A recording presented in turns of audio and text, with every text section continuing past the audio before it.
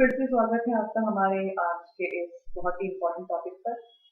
26 AS हमारा match नहीं हो रहा है TDS के साथ। ये एक बहुत बड़ी क्वेरी होती है सबके सामने, आजकल सभी इसी को फेस कर रहे हैं। तो 26 AS और जो आपका TDS है वो मैच नहीं कर रहा है एंड उसको हमें कैसे करेक्ट करना है, आज हम उसी के बारे में बात करेंगे इस डिस्कशन में। तो दोस्तों 26 AS आप जानते हैं, जब आप अपना ITR फाइल करते हैं तो उसमें एक सबसे इम्पोर्टेंट पॉइंट होता है नोटिस आने का। वो ये है कि आपने कोई TDS क्लेम किया है अपने रिटर्न में और वो आपका 26 AS में नजर नहीं आ रहा है। ये एक बहुत ही मेजर कारण है जिसकी वजह से आपको या तो रिफंड नहीं आता है जो आपने क्लेम किया है, या तो फिर रिफंड तो छोड़ दीजिए, आपको नोटिस आ जाता है कि आपका टैक्स अभी पे करना बाकी है या आपको डिफॉल्ट का नोटिस आ जाता है, टैक्स पेबल निकाल देते हैं।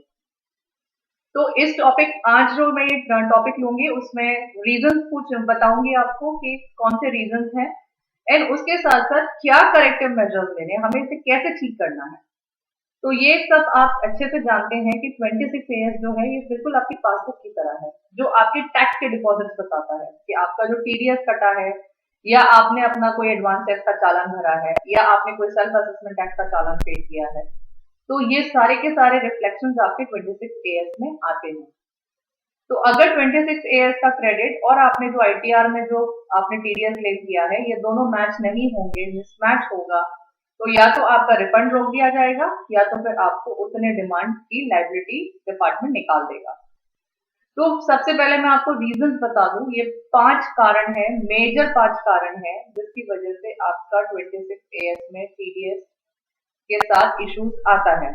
सबसे पहली बात ये कि अगर आप किसी से सैलरी ले रहे हैं या कोई इनकम जनरेट कर रहे हैं जिस पर TDS काटा है, तो उन्होंने जब अपना TDS का स्टेटमेंट फाइल किया है, सैलरी का फॉर्म 24Q फाइल होता है, 26Q अदर देन सैलरी का होता है। तो अगर जिसने भी आपका TDS काटा है, अगर आपका सैलरी मिली है तो एम्प्लॉयर और अगर इंटरेस्ट मिला है तो आपकी बैंक, तो इन लोगों ने जब अपना रेगुलर स्टेटमेंट फाइल किया, TDS का जो रिटर्न होता है वो फाइल किया, उसमें कोई एरर कर दी है, उसमें ना तो ठीक से रिपोर्टिंग करी है या तो फिर आपकी एंट्री ही मिस कर दी है। सेकंड जो मेन कारण है वो है पैन नंबर मेंशन नहीं है या अगर मेंशन है तो रॉन्ग मेंशन है। कई बार ऐसा होता है कि डेटा पंचिंग में, बैंक में, ब्रांच में आपने जो पैन नंबर अपना दिया होता है उसका एक डिजिट इधर से उधर कर देते हैं तो वो रॉन्ग पैन हो जाता है। कई बार तो वो पैन नंबर अपडेट ही नहीं होता है। तो ऐसे ये रीजन है। तीसरा रीजन है quoting of wrong assessment year in the challan. कई बार क्या होता है, आप अगर 26 AS अपना ट्रेसेस से डाउनलोड करेंगे तो उसमें आपको असेसमेंट ईयर देना होता है कि मुझे इस असेसमेंट ईयर का 26 AS चाहिए। तो अगर बाई चांस आपने कभी चालान सबमिट करते समय फाइनेंशियल ईयर असेसमेंट ईयर में कोई गलती करती है तो वो आपको आपके उस पर्टिकुलर असेसमेंट ईयर में ना दिख के किसी और असेसमेंट ईयर में दिखेगा जिसमें आपने रॉन्गली रेमिट किया है। चौथा एक और इम्पोर्टेंट कारण है वो ये है कि आपने अपना या तो पैन नंबर गलत डाल दिया चालान रेमिट करते समय, या अगर आपने टैन पे चालान रेमिट किया है तो आपने टैन नंबर गलत डाल दिया है।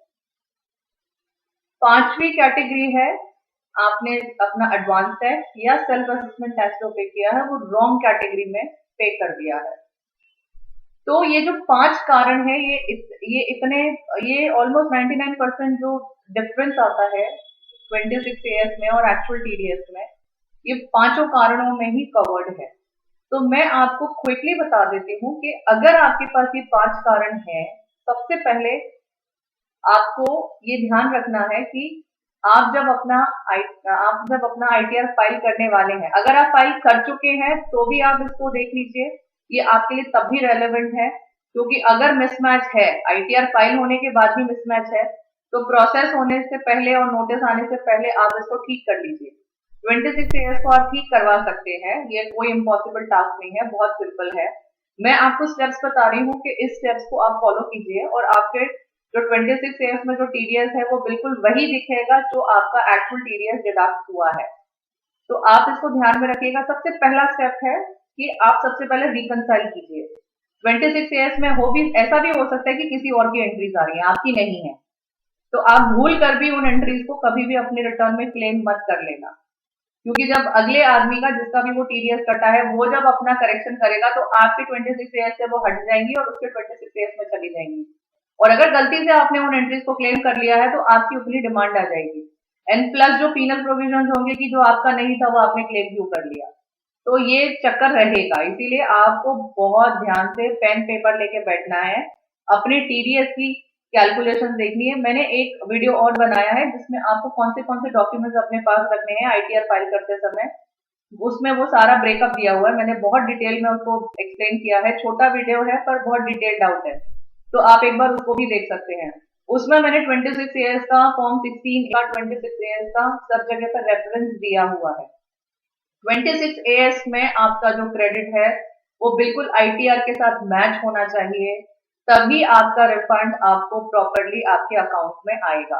ये रिफंड न मिलने का एक मेजर कारण है, नोटिस आने का भी एक मेजर कारण है, तो आप सबसे पहले इसको मैच कीजिए और उसके बाद अपना आईटीआर फाइल कीजिए। अगर आईटीआर फाइल हो चुका है तो भी कोई प्रॉब्लम नहीं है, आप फिर भी 26 एएस से अपना एक्चुअल टीडीएस मैच कीजिए। आप अपना आईटीआर रिवाइज कर सकते हैं और अपना जो भी आपका 26 एएस जिसकी वजह से आप ठीक करवा सकते हैं, आप उनसे भी अपना ये काम करवा सकते हैं। तो सबसे पहले आपको रिकंसाइल करना है कि मेरा टीडीएस कितना होना चाहिए, एक्चुअल टीडीएस कितना होना चाहिए, 26 एएस में कितना दिख रहा है। So this will help you identify who has to rectify the error. अब जब आपको समझ में आ जाएगा, से लाइक आपको 26 एएस में कोई एक्स्ट्रा एंट्रीज दिख रही है, तो आपको समझ में आ जाएगा कि आपको वो एंट्रीज छोड़नी है, वो आपको नहीं लेनी है, और 26 एएस में कुछ एंट्रीज आपको नहीं नजर आ रही हैं, तो आपको आइडेंटिफाई कर लेंगे आप कि ये एंट्रीज क्यों नजर नहीं आ रही है। से अगर किसी आपके एम्प्लॉयर ने टीडीएस काटा है सैलरी का और वो आपको दिख नहीं रहा है किसी महीने का, तो इसका मतलब आपको उसे अपने एम्प्लॉयर से सही करवाना है। अगर आपको इंटरेस्ट पे जो टीडीएस काटा है और वो टीडीएस रिफ्लेक्ट नहीं हो रहा है, तो इसका मतलब वो आपको अपने डिडक्टर बैंक से सही करवाना है। तो सबसे पहले हमें ये पता करना है कि प्रॉब्लम कहाँ है, पिंच कहाँ हो रहा है, तो जो दुखी रह गया उसको पकड़ लो कि हाँ यहाँ प्रॉब्लम है, प्रॉब्लम मिलेगी तभी उसका इलाज होगा। तो इन पॉइंट नंबर 1 एंड 2 मैं आपको प्रीवियस स्लाइड पे लेके चलती हूँ, पॉइंट नंबर 1 एंड 2 है जिसमें कि आपका जो रॉन्ग डेटा कोड किया है या रॉन्ग एंट्रीज गई है। तो इसमें आप देखिए, in point 1 and 2 deductor will have to rectify by filing correction statement of TDS. Deductor के लिए भी बहुत आसान काम होता है, आप उसके पास अपनी डिस्क्रिपेंसी लेके जाइए, एक लेटर लिख दीजिए कि मेरा ये टीडीएस आपने काटा है और ये 26 एएस में दिख नहीं रहा है, 26 एएस की कॉपी उसको दे दीजिए। डिडक्टर के पास बहुत इजी तरीका होता है, ट्रेसेस पे वो एक करेक्शन स्टेटमेंट फाइल करते हैं। सैलरी में प्रॉब्लम है तो 24Q का करेक्शन स्टेटमेंट फाइल करेंगे, और अगर अदर देन सैलरी का है, 16A में प्रॉब्लम है, तो वो अपना 26Q करेक्ट करेंगे और उसे ट्रेसेस पे फाइल कर देंगे। फाइल अपलोड होने के बाद, करेक्शन अपलोड होने के तीसरे या चौथे दिन ही वो आपको 26 एएस में नजर आने लगता है, तो इसको 26 एएस लिखकर आ जाता है करेक्शन स्टेटमेंट फाइल होने के, प्रोसेस होने के बाद। तो वो आपको 26 एएस में 3 से 4 दिन, मैक्सिमम से मैक्सिमम समझ लो 10 दिन, 7 से 10 दिन, तीसरे दिन चौथे दिन तो हमारा एक्सपीरियंस है कि वो आने लग जाता है।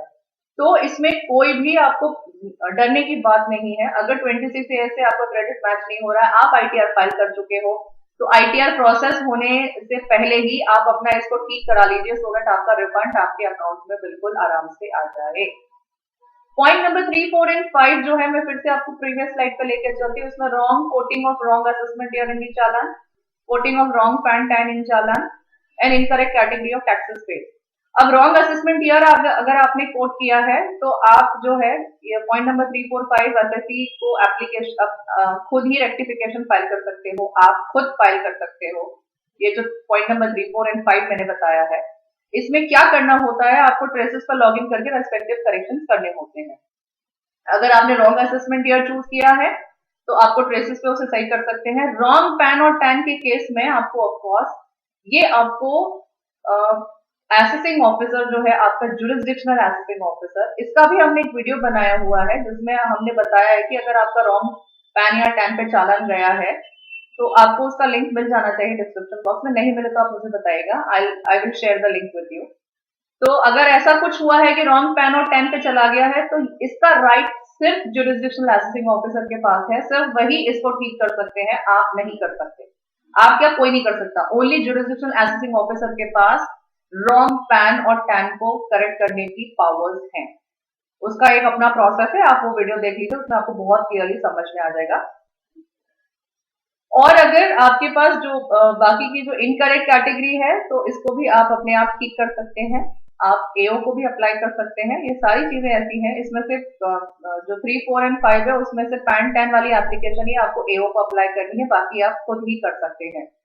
तो फ्रेंड्स, आप ध्यान रखिए, ये इतना इंपॉर्टेंट है आपको 26 एएस से अपने टीडीएस को मैच करना। आईटीआर में जो आपकी फिगर गई है टीडीएस की, वो और 26 एएस बिल्कुल मैच होना चाहिए। 26 एएस में ऐसी कोई भी फिगर नहीं होनी चाहिए जो आपने इंक्लूड कर ली है और वो आपकी है नहीं। 26 एएस में कई बार ऐसा भी हो सकता है कि मेरा पैन नंबर आपके नाम पे डल गया, तो आप मेरे पैन नंबर पर आपकी एंट्रीज दिखने लगी, तो मैं उन एंट्रीज को कभी क्लेम नहीं करूंगी। और अगर कर लिया तो ये आपके लिए भी परेशानी, मेरे लिए भी परेशानी। तो आप इस बात का ध्यान रखिए कि आपका 26 एएस बिल्कुल मैच होना चाहिए। इसके बहुत सारे अनगिनत फायदे हैं। सबसे पहला फायदा तो मैंने आपको बता दिया कि आपको आपका रिफंड बिल्कुल टाइमली मिलेगा। अगर मिसमैच होगी तो वो पड़ा रह जाएगा, उसमें मिसमैच में डाल देंगे और फिर उसके बाद आपको बहुत मेहनत मुशक्कत करनी पड़ेगी डिपार्टमेंट से उस वाले रिफंड को वापस लाने में। दूसरी चीज, आप नोटिस से बचेंगे, अननेसेसरी डिमांड से बचेंगे, डिमांड के ऊपर वो इतनी सारी जो इंटरेस्ट लगा देते हैं उससे बचेंगे। तो इसीलिए 26 एएस के साथ अपना आप टीडीएस मैच कर लीजिए। अगर फाइल कर चुके हैं, मैं फिर से रिपीट कर रही हूँ, अगर फाइल कर चुके हैं तो भी कोई प्रॉब्लम नहीं है, आप अपना आईटीआर रिवाइज कर सकते हैं।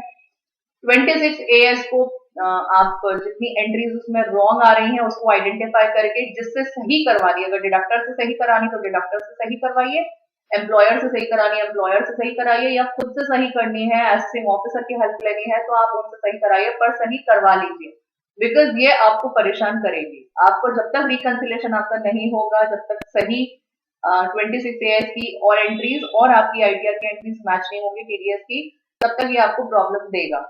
सो आई एम श्योर आपको इसकी क्रिटिकल पॉइंट आपको ये समझ में आ गया है, और इसको कैसे सही करना है मैंने आपको ये भी बता दिया है। इसमें अगर कोई भी आपको क्वेरी हो, कोई हेल्प चाहिए, कोई गाइडेंस चाहिए, आप मुझे जरूर लिखिएगा। अभी तक अगर आपने हमारे चैनल को सब्सक्राइब नहीं किया है, आप नए हैं अगर हमारे चैनल पे, तो आप प्लीज सब्सक्राइब कीजिए। ऐसे छोटे छोटे एंड इम्पोर्टेंट टिप्स पॉइंट्स मैं हमेशा लेकर आती रहती हूँ।